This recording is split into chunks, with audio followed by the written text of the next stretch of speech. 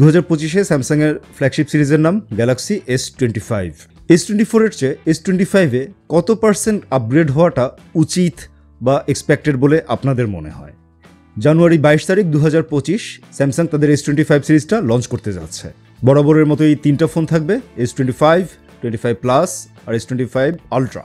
কিন্তু আইফোনের মতো এবার স্যামসাংয়ের ক্ষেত্রেও একটা নতুন ফোনের রিউমার শোনা যাচ্ছে, সেটা হচ্ছে S25 স্লিম।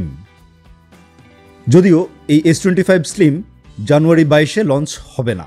যদি এটা লঞ্চ হয়ই তাহলে এটা মে মাসের নাগাদ লঞ্চ হওয়ার একটা সম্ভাবনা রয়েছে। S25-এর যে মেইন 3টা মডেল, এখানে আসলে খুব বেশি আপগ্রেড এবছর S24-এর চেয়ে নেই। প্রথমে S25 আলট্রা দিয়ে শুরু করলে আগেরকার বছরের 12 মেগাপিক্সেলের আলট্রা ওয়াইড ক্যামেরার জায়গায় এবার 50 মেগাপিক্সেলের একটা আলট্রা ওয়াইড ক্যামেরা দেবে স্যামসাং। আর এই আপগ্রেডটা কিন্তু শুধুমাত্র আলট্রাতেই। প্লাস বা ভ্যানিলা S25-এ মোস্ট প্রবাবলি 12 মেগাপিক্সেলের আলট্রা ওয়াইড ক্যামেরাই থাকতে যাচ্ছে। পুরো লাইন আপ জুড়ে যে চেঞ্জটা হবে সেটা হচ্ছে প্রসেসর, মানে এসওসি। এবারকার স্যামসাং ফ্ল্যাগশিপ সিরিজটাতে স্ন্যাপড্রাগনের 8 এলিট সিরিজের এসওসি থাকতে যাচ্ছে। আগেরকার বছরগুলোতে মানে S24 পর্যন্ত 8GB র্যামের একটা অপশন থাকতো ভ্যানিলা এস সিরিজ অথবা এস সিরিজের যে প্লাস ভ্যারিয়েন্ট সেটাতে। কিন্তু এবছর খুব সম্ভবত কোনো 8GBর ভ্যারিয়েন্ট থাকছে না। সিরিজের প্রত্যেকটা ভ্যারিয়েন্টেই খুব সম্ভবত 12GB র্যামে আপগ্রেড হতে যাচ্ছে। So that's a good move actually. So বাকি সব ফোনই আলট্রার মতো 12GB র্যামের ভার্সনে চলে আসবে বলেই মনে হচ্ছে।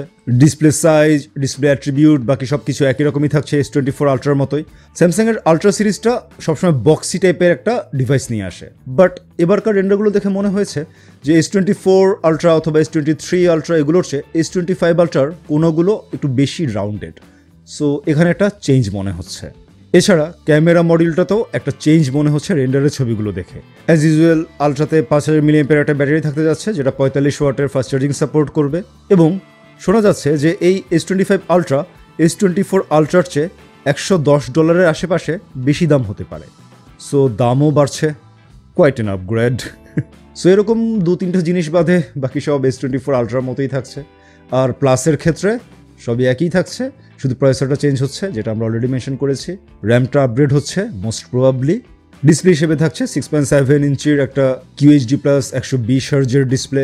ব্যাটারি হিসেবে থাকবে 4900 mAh একটা ব্যাটারি, যেটা 45 ওয়াটের ফাস্ট চার্জিং সাপোর্ট করবে। এই মডেলটারও দাম খানিকটা বাড়তে পারে S24 প্লাসের তুলনায় রিউমার অনুযায়ী। আর এছাড়া nothing much.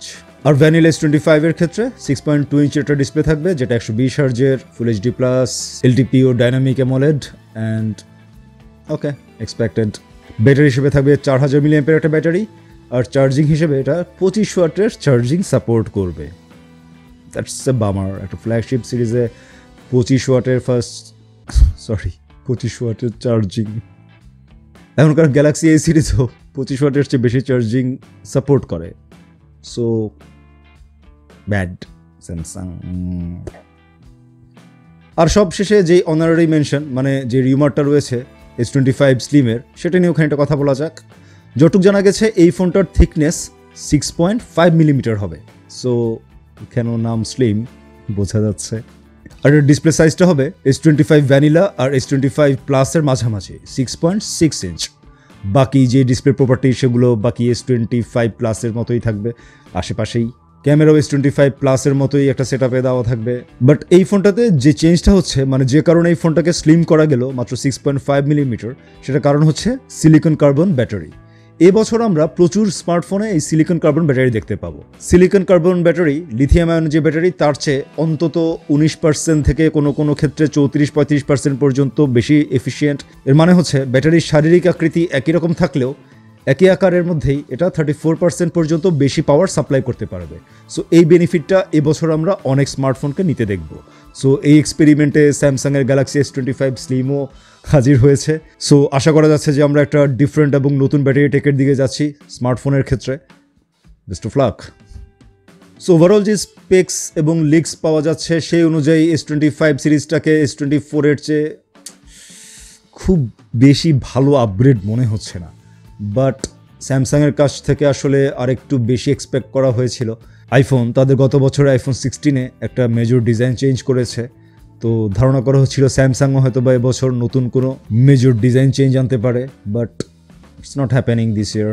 So let's see. Still স্যামসাংয়ের ফ্ল্যাগশিপ, সো খানিকটা ইন্টারেস্ট তো ব্যাডদের মধ্যে থাকবেই। আর আরেকটা যে হাইলাইটেড ফিচার যেটা উল্লেখ করাই লাগে সেটা হচ্ছে গিয়ে এআই। গ্যালাক্সি এআই S25-এ আরও বেশি এফিসিয়েন্ট হবে এবং আরও বেশি স্মার্ট হবে বলে ধারণা করা হচ্ছে।